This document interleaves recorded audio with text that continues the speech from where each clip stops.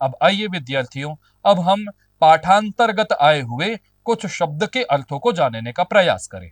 पद्धति वही है, मैं पहले संस्कृत के मूल शब्दों को कहूंगा जो इस पाठ में आए हुए थे, तदनंतर मैं उसकी एक सामान्य संस्कृत बताऊंगा, तदनंतर उसके बाद मैं उसकी हिंदी बताऊंगा, और तदनंतर उसके बाद अंत में मैं आंग्ल भाषा में, अंग्रेजी भाषा में या इंग्लिश में, तीनों कह सकते हैं, उसमें मैं आपको इसकी इंग्लिश बताऊंगा, है ना। एक शब्द आया था उत्थाय। उत्थाय मतलब उत्थानम कृत्वा, उत्थानम मतलब खड़े होकर के, है ना, खड़े होकर, उत्थानम मतलब, उत्थाय मतलब खड़े होकर के, हैविंग गॉट अप जिसको बोल सकते हैं हम, प्रेरकः अर्थात प्रेरणा देने वाला, है ना, प्रेरित करने वाला हिंदी में बोल सकते हैं, या अंग्रेजी में इसे कह सकते हैं हु वन इंस्पायर्स, ठीक है। नैतिकः, नैतिक मतलब होता है सदाचार युक्त, संस्कृत का बोल सकते हैं नैतिक, इसी को हम मॉरल या एथिकल कह देते हैं, है ना, कि ये एथिक्स के खिलाफ है, ये नैतिकता के विरोध में है ना। नैतिकता क्या कहती है कि हमें सत्य बोलना चाहिए, झूठ नहीं बोलना चाहिए, इसका मतलब नैतिकता क्या हुई, सत्य बोलना है, और अनैतिकता क्या हुई, झूठ बोलना। इसी प्रकार वपुषा शब्द आया था, तो वपुषा ये तृतीया विभक्ति का एक वचन है, वास्तविकता शब्द यहाँ पर वपुष है, जिसका वपुषा तृतीया के एक वचन में बनता है, शरीरेण अर्थात शरीर से। इसे हम अंग्रेजी में कह सकते हैं विद्यार्थियों बाय फिजिक, है ना। इसी प्रकार एक और शब्द आया था सम्मानम, सम्मानम अर्थात आदर, आदर मतलब रिस्पेक्ट जिसको हम अंग्रेजी में कहते ही हैं। इसी प्रकार हातव्याह अर्थात हातव्याह मतलब त्यागने योग्य, मतलब त्यक्त्वाह छोड़ना चाहिए, है ना, वर्थ डिस्कार्डिंग, है ना। इसी प्रकार भूतिम, भूतिम माने वैभव, ऐश्वर्य। प्रिय विद्यार्थियों, इसी को ही हम अंग्रेजी में प्रॉस्पेरिटी कह देते हैं। तंद्रा, तंद्रा मतलब अकर्मण्यता, मतलब कर्म ना करने वाला, मतलब अकर्मण्यता, जो कर्म नहीं करना चाहता, ऐसे को तंद्रा बोलते हैं, कर्महीनता, है ना। इसी को विद्यार्थियों हम लैसिट्यूड कह देते हैं। दीर्घ सूत्रता अर्थात विलंब कार्य प्रवृत्ति ही, अर्थात कार्य को आगे टालने की जो आदत है, प्रवृत्ति है ना, इसको हम क्या कहते हैं, जल्दी बताइए। निश्चित रूप से इसे हम अंग्रेजी में प्रोक्रेस्टिनेशन कह देते हैं। अवरोधकाः, अवरोधक अर्थात निवारकाः रोकने वाला, जिसको बैरियर्स कह देते हैं। वांछति, वांछति मतलब इच्छति, चाहता है या चाहती वाला, है ना, वांट्स या डिजायर्स ऐसे हम कह देते हैं। अद्भि, अद्भि माने जलई, जल, जल से, बाय वाटर ऐसा कह सकते हैं। भूतात्मा, भूतात्मा मतलब होता है जीव अर्थात प्राणी, जिसको हम सोल कह देते हैं ना अंग्रेजी में, सोल तो आप जानते ही हैं। द्वंद्व, द्वंद्व मतलब द्वैधी भाव, दो को भान, दुविधा, जिसको हम डिलेमा कह सकते। वर्षम, वर्षम माने भूमेः विभागः, देशः अर्थात एक महाद्वीप का विभाग, इसको हम अंग्रेजी में विद्यार्थियों हम कह सकते हैं अ डिवीजन ऑफ कॉन्टिनेंट। संतति ही, संतति ही मतलब अपत्यम, संतान, जिसको हम अंग्रेजी में प्रोगेनी कह देते हैं। निपातेन अर्थात निपात माने गिरना, पतनेन गिरने से, बाय फॉलिंग जिसको कह सकते हैं। आइए, हेतु एक शब्द आया था जिसका मतलब कारण होता है, कारण को हम हेतु कह सकते हैं, निमित्त कह सकते हैं, बीज भी कहते हैं। तो कारण, इसको हम अंग्रेजी में एक ही शब्द से व्यवहार करते हैं, वो है रीजन। परिपृच्छति, सादरम पृच्छति मतलब पूछना, विनय से पूछना, अर्थात ऐसा नहीं कि अहंकार में आके पूछ रहे हैं, प्रति प्रश्न करना, है ना। हम हमली इंक्वायरीज जिसको हम अंग्रेजी में कह सकते हैं। उपाश्रयति अर्थात समीपम गच्छति, समीपास जाना, ठीक है ना, अप्रोचेस जिसको बोलते हैं हम। संगति ही, संगति ही का मतलब संसर्ग, संग जिसको हम आइसोसिएशन बोल सकते हैं, एसोसिएशन जिसको हम एसोसिएशन भी कह सकते हैं। तुष्यंती, तुष्यंती मतलब संतोषम अनुभवंती, जो संतोष, संतुष्ट रहते हैं, है ना, फीलिंग सेटिस्फाइड जिसको हम कह सकते हैं। रिपुहु, रिपु माने होता है शत्रु, शत्रु वैरी, है ना, एनिमी जिसको बोल सकते हैं, हमारा दुश्मन। पुण्यम, पुण्यम मतलब होता है सत्कर्मणाम फलम, सत्कर्मणाम फलम, अच्छे कर्मों के फल को हम पुण्य कहते हैं, सत्कार्यों का फल, इसको हम कह सकते हैं विद्यार्थियों फ्रूट्स ऑफ मेरिटोरियस डीड्स, है ना। परपीडनम अर्थात अन्येभ्यः कष्ट प्रदानम, दूसरों को पीड़ा देना, है ना, बॉदरिंग, बॉदरिंग अदर्स जिसको हम अंग्रेजी में कह सकते हैं। प्रिय विद्यार्थियों, आइए अब हम इस द्वितीय पाठ के अभ्यास कार्य को करने का प्रयास करें। सर्वप्रथम जो अभ्यास कार्य आपके समक्ष है वह यह है कि अधोलिखितानां प्रश्नानां उत्तराणि एकपदेन लिखन्तु। अर्थात नीचे लिखे हुए प्रश्नों का उत्तर आप एक पद से दीजिए, एक वर्ड से दीजिए। पहला प्रश्न क के माध्यम से किया गया है। कहते हैं कि नरः कतिभिः वकारैः पूजितः भवति। अर्थात जो नर है, जो मनुष्य है, वो कितने प्रकार के वकार के द्वारा पूजित हो पाता है। मैं पढ़ा था कि पंचभिः वकारैः।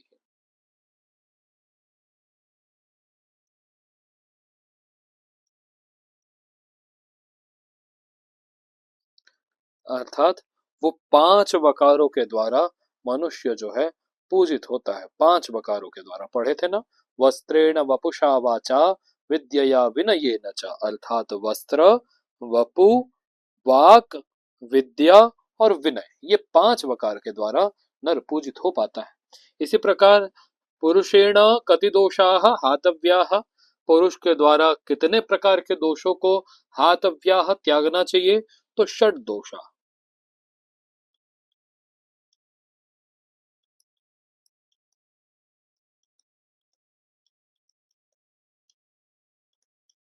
है ना। छह प्रकार के दोषों को छोड़ देना चाहिए। वो क्या, कौन कौन सी थी?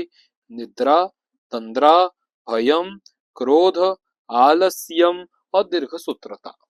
बुद्धि के न शुद्ध्यति। बुद्धि किसके द्वारा शुद्ध होती है? तो अभी अभी हम लोगों ने जाना था क्या? बुद्धि ही ज्ञानेन शुद्ध्यति। ज्ञान से बुद्धि की शुद्धि होती है। जल बिंदु निपातेन क्रमशः कह पूर्यते। जल बिंदु के गिरने से, एक एक जल के गिरने से, एक एक बूंद पानी से क्या भरता है? कह पूर्यते, तो घटः पूर्यते, घट भरता है। उसी प्रकार आलस्यम केशाम महान रिपुः अस्ति।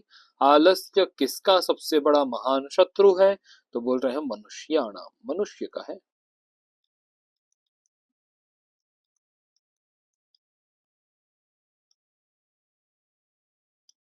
है ना। इस प्रकार से यह पहला जो अभ्यास कार्य है वो आपके समाप्ति को प्राप्त हुआ। इसी प्रकार द्वितीय अभ्यास कार्य में क्या कहा गया कि निम्नलिखितानां प्रश्नानां उत्तराणि पूर्ण वाक्य न लिखंतु। अब हमको पूर्ण वाक्य के द्वारा उत्तर देना है, ठीक है ना। पूर्ण वाक्य के द्वारा। अब देखिए, अब पहला ही प्रश्न क्या किया है कि नरः कथम पूजितो भवति, ठीक है ना। नर किस प्रकार पूजित होता है, मतलब पूजन करने योग्य होता है? तो हम लिखेंगे कि नरः, श्लोक याद आ रहा होगा आपको कि वस्त्रेण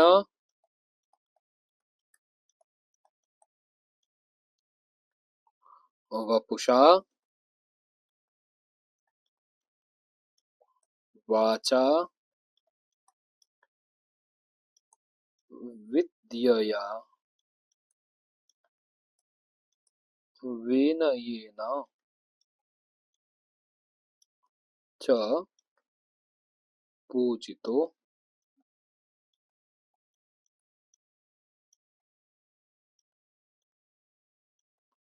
भवति। इस प्रकार से, है ना।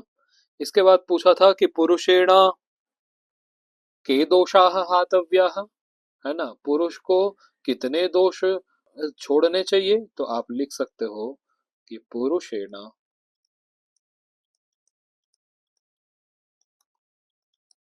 षड्दोषाः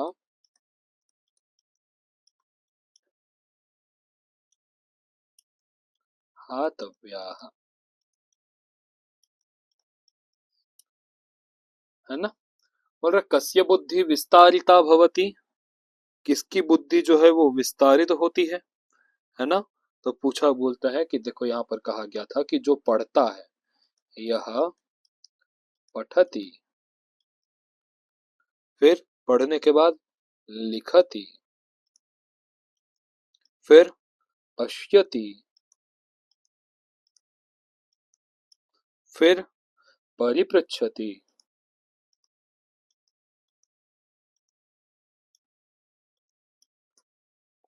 फिर पंडिता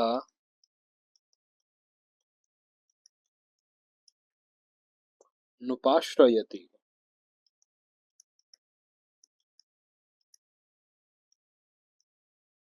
जो पढ़ता है, लिखता है, देखता है, प्रश्न करता है और विद्वानों के समीप बैठता है, तस्य बुद्धि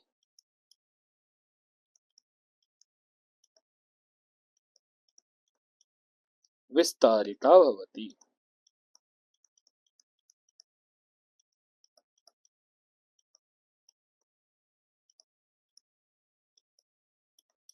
है ना? किम कृत्वा मनुष्यः नावसीदति। क्या करके मनुष्य दुख नहीं पाता। इस श्लोक में आया हुआ था, देखिएगा आप लोग, कि लिखा हुआ था कि उद्यमम कृत्वा मनुष्यः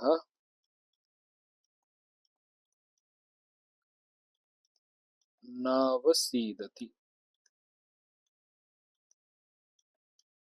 है ना? वो देखिए, व्यासस्य वचनद्वयम किम, व्यास के दो वचन कौन कौन से हैं, तो आप लिख सकते हैं कि यहाँ पर आप लिख सकते हैं विद्यार्थियों कि व्यासस्य वचनद्वयम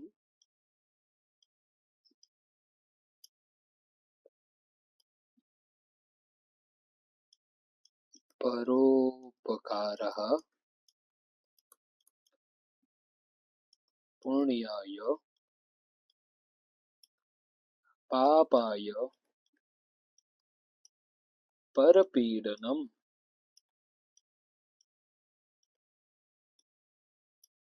अस्ति।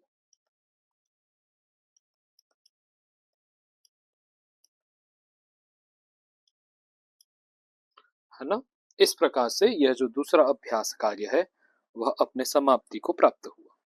इसी प्रकार तीसरा अभ्यास कार्य क्या है? उदाहरणानुसारम श्लोकान यथोचितम योजयन्तु। अब आपको करना क्या है?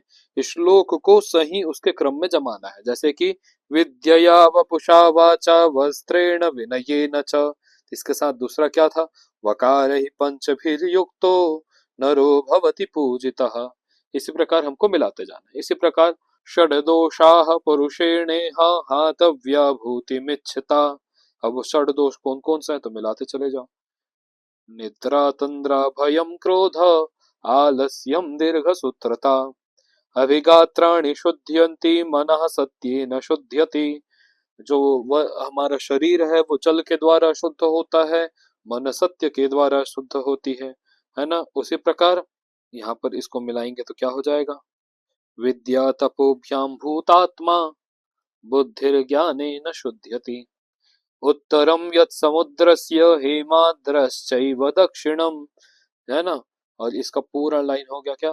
वर्षम तद् भारतम नाम भारती यत्र संस्थितिः जल बिंदु निपातेन क्रमशः पूर्यते घटः स हेतु सर्व विद्यानां धर्मस्य च धनस्य च। इस प्रकार मिल जाएगा। श्लोकों को उसके नीचे वाले लाइन से मिलाना था।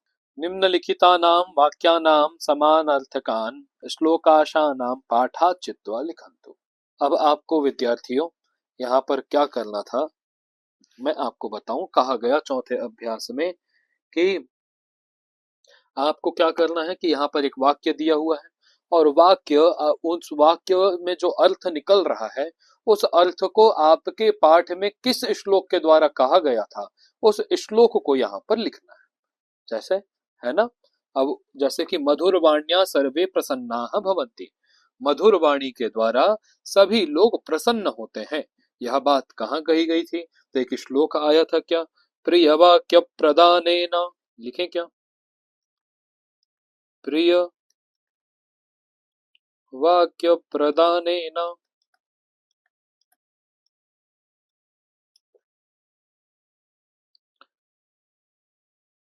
सर्वे तुष्यन्ति जन्तवः।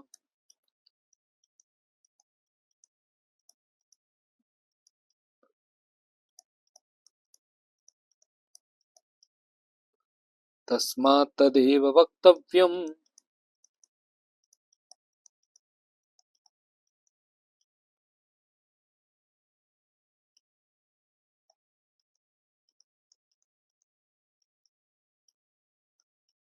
वचने का दरिद्रता।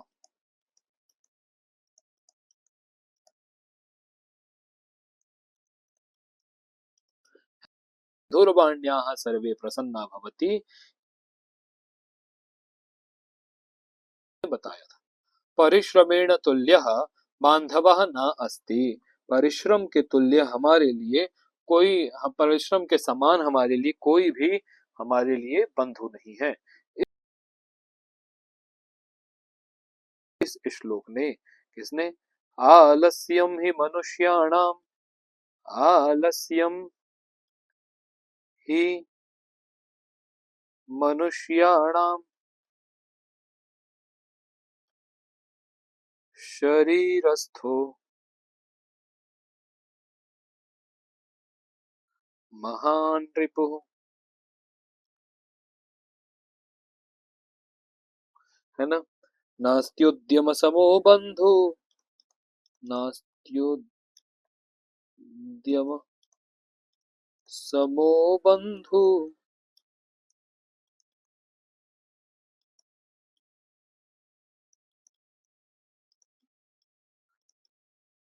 कृत्वा, नीचे लिख देता हूँ यहीं पे ही, यम नाव सीदति,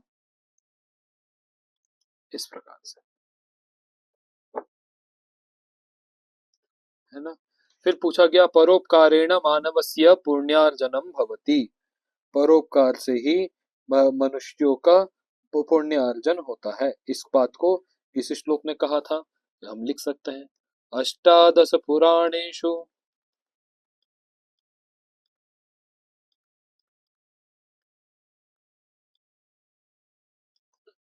व्यासस्य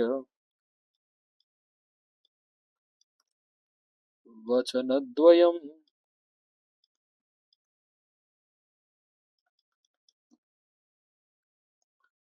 परोपकाराय पुण्याय पापाय परपीडनम्। हिम महासागरात हिमालय पर्यंतम भारतवर्षम। इस बात को किसने कहा था, एक श्लोक आया था क्या, उत्तरम यत् समुद्रस्य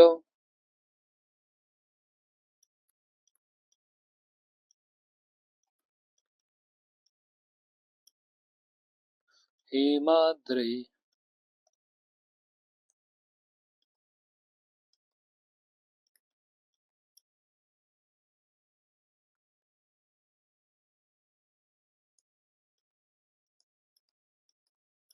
चैव दक्षिणम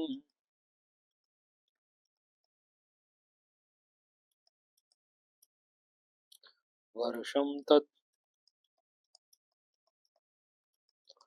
भारतम नाम भारतीयत्र संतति, है ना। इस बात को बताया गया था। फिर पांचवा अभ्यास कार्य देखते हैं। लिखा गया कि अधोलिखितानां शब्दानां उदाहरणानुसारम पर्याय पदानि लिखन्तु। अर्थात नीचे लिखे हुए शब्दों का आपका पर्याय शब्द बताना है, मतलब इसी अर्थ को और कौन सा शब्द बता सकता है उसे आपको बताना है। जैसे वपु माने भी शरीर होता है, तो इसका एक पर्याय हो गया शरीर। जल का पर्याय क्या होगा, इससे मिलता जुलता, तो नीरः, अथवा इसी को हम आप भी कहते हैं। लोचनम, लोचन माने नयन होता है, नयनम, नेत्रम, चक्षुः इत्यादि। धनम, धनम को विद्यार्थी यो, धनम को रई भी कहा जाता है, रई, है ना। धन माने रई भी मतलब धन होता है। बुद्धि, बुद्धि को हम प्रज्ञा कहते हैं। अस्तु, आगे बढ़ते हैं। रिपु, रिपु माने विद्यार्थियों होता है शत्रु। या फिर इसी को अरि भी बोलते हैं। अब देखिए, अत्र इदम अवधेयम, अब हमें जो है यह याद करना है। तृतीया विभक्ते शब्द रूपाणी उच्चैः पठन्तु स्मरन्तु च। अब तृतीया विभक्ति में अकारांत शब्द का, आकारांत शब्द का और नपुंसक लिंग शब्द का तृतीया में क्या क्या बनता है ये देखिए। जैसे कि छात्र शब्द है तो तृतीया में बनेगा छात्रेण, छात्राभ्याम, छात्रैः। अर्थात शिक्षक शब्द है तो शिक्षकेण, शिक्षकाभ्याम, शिक्षकैः। उसी प्रकार राम शब्द होगा तो रामेण, रामाभ्याम, रामैः। कृष्ण होगा तो कृष्णेन, कृष्णाभ्याम, कृष्णैः। ऐसा बन जाएगा। इसी प्रकार यदि स्त्रीलिंग शब्द है तो विद्या शब्द है, जैसे आकारांत है तो यहाँ पर विद्यया, विद्याभ्याम, विद्याभिः। छात्र शब्द है तो छात्रया, छात्राभ्याम, छात्राभिः। इसी प्रकार अम्बा शब्द होगा तो अम्बया, अम्बाभ्याम,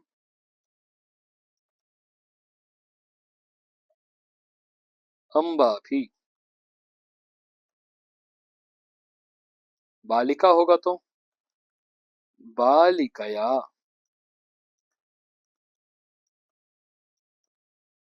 बालिकाभ्याम,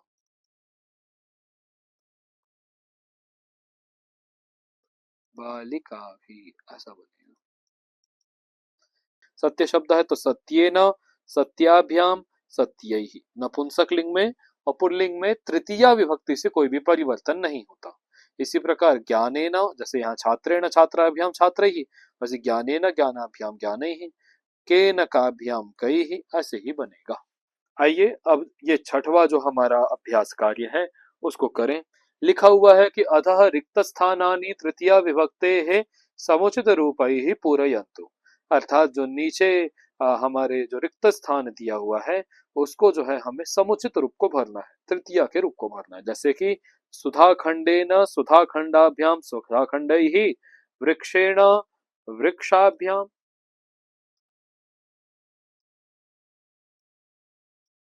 वृक्षैः। उसी प्रकार अब ये लता शब्द था ना तो लतया बनेगा, लतया, क्योंकि आकारांत स्त्रीलिंग शब्द है ना। अब देश शब्द है तो देशेन, क्योंकि ये अकारांत था तो इसलिए सुधाखंड की तरह चल जाए। पूर्णियेन, पूर्णियाभ्याम,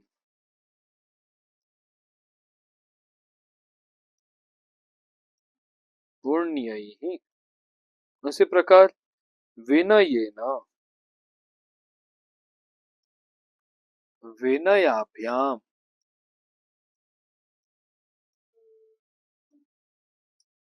विनयैः। इस प्रकार बनता है। फिर लिखा हुआ है कोष्टके पदानि विलिख्य सुभाषितानि पूरयन्तु। कोष्टक में दिए हुए पदों के आगे पद पद को लिख करके सुभाषितों को पूरा करें, श्लोक को पूरा करना है। तो ये क्या है? उत्तरम यत् समुद्रस्य, यहाँ आएगा समुद्रस्य, हेमाद्रेश्चैव दक्षिणम,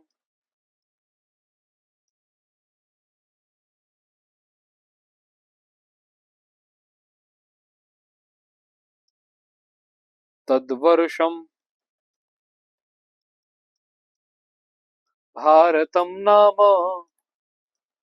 भारती यत्र संततिः।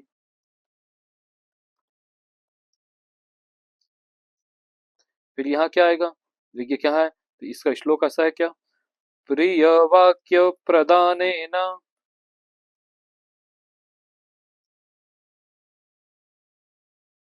सर्वे तुष्यन्ति जन्तवः। तस्मात्, तस्मात् तदेव वक्तव्यम् वचने का दरिद्रता। ऐसे आठवां और अंतिम अभ्यास कार्य है विद्यार्थियों। उपर्युक्तानि सुभाषितानि पठित्वा रिक्त स्थानानि पूरयन्तु। अब आपको श्लोक जो आधे लिखे हुए हैं उसे पूरा करना है, आपके पाठ्यक्रम में आए हुए श्लोकों के आधार पे ही है। आलस्यम ही मनुष्याणाम शरीरस्थो महान रिपुः, यहाँ आ जाएगा महान रिपुः। फिर क्या है,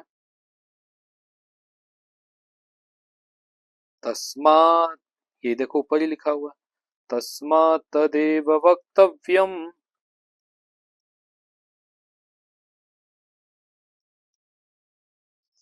वचने का दरिद्रता, यह पठति लिखति पृच्छति और पश्यति पंडिता नुपाश्रयति। इस प्रकार से ये भी कंप्लीट। स हेतु सर्व विद्यानां धर्मस्य च धनस्य च। ठीक है, अब ये जो है इसका आधा लाइन क्या है, विद्या तपोभ्याम भूतात्मा बुद्धिर्ज्ञानेन शुध्यति। प्रिय विद्यार्थियों, इस भाग में, इस योग्यता विस्तरह में हम कुछ शब्दों के पर्यायवाची शब्दों को जानने का प्रयास करेंगे। हमने पिछले 6वीं कक्षा में भी मैंने इन बातों पर चर्चा की थी कि एक शब्द के अनेकार्थ पर्यायवाची हो सकते हैं। जैसे कि जल के लिए जल को ही हम नीर भी कहते हैं, अप भी कहते हैं। इसके अलावा भी कई सारे शब्द से हम जल का व्यवहार करते हैं। इसी प्रकार अग्नि के लिए अनल आता है, इत्यादि शब्द। जैसे इस शरीर के लिए वपु शब्द आता है, काय शब्द आता है ना, गात्र शब्द आया। इसी प्रकार हम बहुत सारे शब्द हैं, उनके पर्यायवाची को जानने का प्रयास करते हैं। वपुहु, वपुहु के लिए गात्रम वपुः सहननम शरीरम वर्ष्म विग्रह, अर्थात इस वपु माने शरीर के लिए हम गात्र भी कह सकते हैं। वपु तो हम कही इसमें बताया, तो शरीर का पर्यायवाची गात्र हो सकता है। गात्र माने भी शरीर, वपु माने भी शरीर, सहनन माने भी शरीर, शरीर तो मैं बोल ही रहा हूं, वर्ष्म भी बोलते हैं और विग्रह भी बोलते हैं, है ना। इसी प्रकार नर, नराह के लिए भी, नर माने इंसान, उसको हम मनुष्य भी कहते हैं। मानुषाह, मर्त्याह या मनुजाह या मानवाह या नराह, ये आप सब बोलते ही हो ना कि मैं मनुज हूं, कि मैं मानव हूं, कि मैं नर हूं, कि मैं मनुष्य हूं। तो ये नर के पर्यायवाची हैं। भूति, तो भूति मतलब ऐश्वर्य, तो विभूतिर भूतिरैश्वर्यम, अर्थात भूति के लिए 3 शब्द आए हुए हैं बताने के लिए। एक भूति, ऐश्वर्य और विभूति, ये 3 शब्द ऐश्वर्यतावाचक हैं। मनः, तो मन को हम और क्या क्या कहते हैं, तो चित्तम तु चेतो हृदयम स्वांतम हृन्मानसम मनः। ठीक है, तो इसको चित्त कहा जाता है, चेत कहा जाता है, हृदय शब्द से भी इसका कहा जाता है। स्वांतम हृन मानसम मनः, हृद मानसम कहते हैं, मन कहते हैं, या स्वांत भी कहते हैं। स्वांतः सुखाय, तो मतलब मन की सुख के लिए। बुद्धि ही, बुद्धि, तो बुद्धि के लिए कई सारे शब्द हैं। देखिए, बुद्धिर्मनीषा घिषणा धी प्रज्ञाशेषु मी मतिः प्रेक्षोपलब्धिश्चित् संवित् प्रतिपद ज्ञप्ति चेतना। बुद्धि को हम बुद्धि तो कहते ही हैं, इसके अलावा मनीषा भी मतलब भी बुद्धि होती है, धीषणा माने बुद्धि होती है, धी मतलब बुद्धि, प्रज्ञा बुद्धि, शेषुमी मतलब भी बुद्धि होता है, मति भी आप लोग जानते ही हो, बुद्धि के लिए ही प्रयोग करते हैं।